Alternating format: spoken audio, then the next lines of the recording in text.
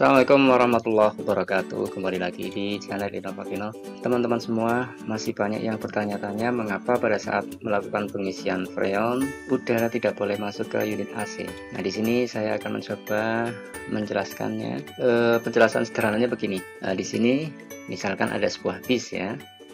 Bis kita ibaratkan sebagai unit AC. Kemudian bis ini dapat kapasitasnya dapat diisi 30 orang. Nah, orang-orang ini kita ibaratkan sebagai gas freonnya. Kemudian ketika orang-orang ini masuk ke bis, setiap orang dikenai tarif atau biaya. Uang dari biaya yang didapatkan dari para penumpang ini kita ibaratkan sebagai suhu dingin yang dihasilkan oleh unit AC. Nah, dari sini maka bisa kita hitung pendapatan yang diperoleh kondektur apabila sebuah bis dapat diisi penuh 30 orang. 30 dikali 10.000, maka diperoleh pendapatan 300.000.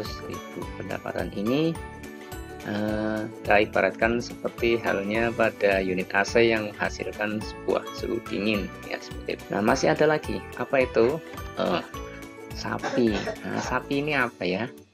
Nah, sapi ini seperti halnya udara ya, udara bebas yang kemudian masuk ke unit AC. Nah, di sini saya gambarkan ada 4 sapi yang nanti akan masuk ke unit AC. Oke, kemudian prosesnya begini.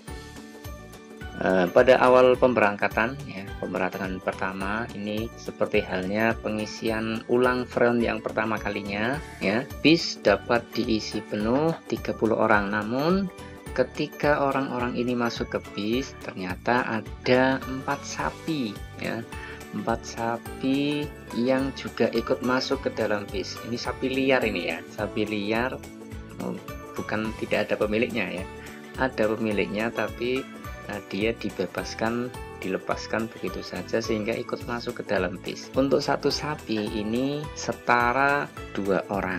Jadi kalau ada 4 sapi yang masuk ke bis berarti kurang lebih ada 8 orang yang sudah masuk. Sehingga untuk orang-orang yang bisa masuk ke bis, nah karena sudah ada 4 sapi yang juga ikut masuk, maka hanya dapat diisi oleh 22 orang ya. Jadi kapasitas 30 orang itu hanya bisa dimasuki 22 orang. Mengapa? Karena ada sapi yang masuk ya, seperti itu.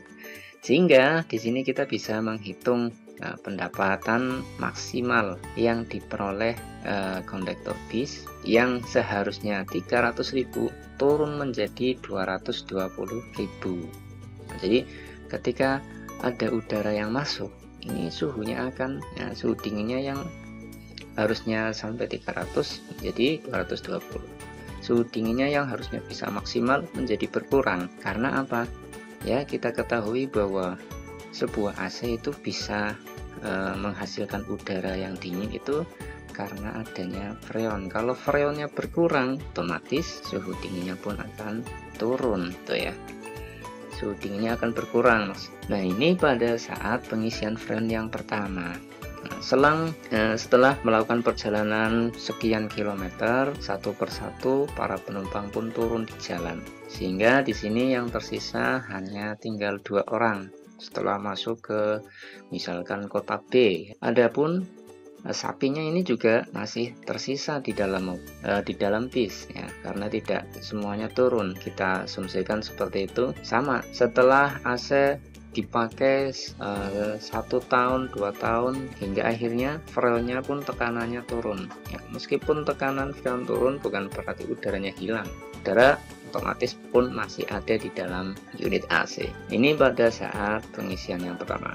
Nah, setelah pengisian pertama turun, kemudian kita melakukan pengisian yang kedua. Bis ya juga sama ya, ketika bis sudah pemberangkatan pertama sudah selesai, kemudian melakukan pemberangkatan berikutnya. Di sini bisa kita hitung di dalam bis sudah ada 2 sapi dan 2 orang. Pada saat melakukan pemberangkatan yang kedua, di sini juga ternyata ada 4 sapi yang ikut masuk juga. Ada udara yang masuk juga pada saat pengisian yang kedua. Nah, maka di sini total sapi yang ada di dalam bis dari yang tersisa 2, kemudian masuk lagi 4, maka totalnya ada 6 sapi. 6 sapi ini setara 12 orang. Kemudian di dalam bis sendiri sudah ada sisa 2 orang ya, pada pemberangkatan yang pertama, sehingga sudah ada 14 orang di dalam bis. Nah, maka di sini kapasitas 30 orang,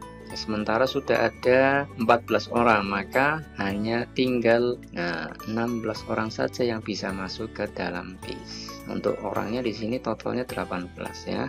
Karena orang yang baru masuk 16, sementara 2-nya itu dari sisa pemberangkatan yang pertama. Nah, dari sini bisa kita hitung nih pendapatannya, turun lagi, yang harusnya 300.000 menjadi 180.000. Jadi juga sama seperti pada bis ya, pada saat kita melakukan pengisian freon pun, ketika ada udara yang masuk, maka suhu dingin yang dihasilkan AC pun semakin menurun. Nah, menurun di sini dalam arti tidak begitu nyes gitu ya. Nah, ini kalau setiap kali pengisian ada udara yang masuk, maka udara tersebut akan terakumulasi sampai akhirnya dari kapasitas yang tersedia mungkin bisa sampai separuh lebih udara yang masuk ke dalam unit AC.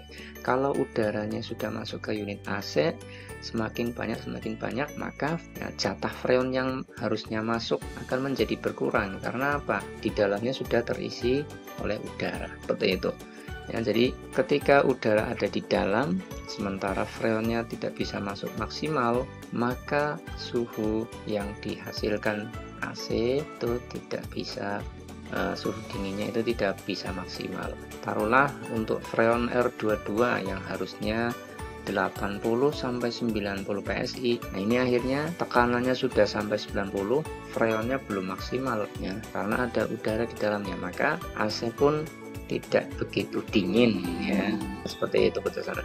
Nah, ini mengapa udara pada saat kita melakukan pengisian freon tidak boleh masuk ke unit AC. Kalau udara sudah ngumpul banyak gitu ya, maka mau tidak mau harus dilakukan penyedotan atau vakum ya. Oke, mungkin cukup segini, nanti kita akan lanjut pada video berikutnya tentang bagaimana cara agar udara yang ada di dalam selang pengisian itu tidak ikut masuk ke dalam unit AC. Terima kasih. Assalamualaikum warahmatullahi wabarakatuh.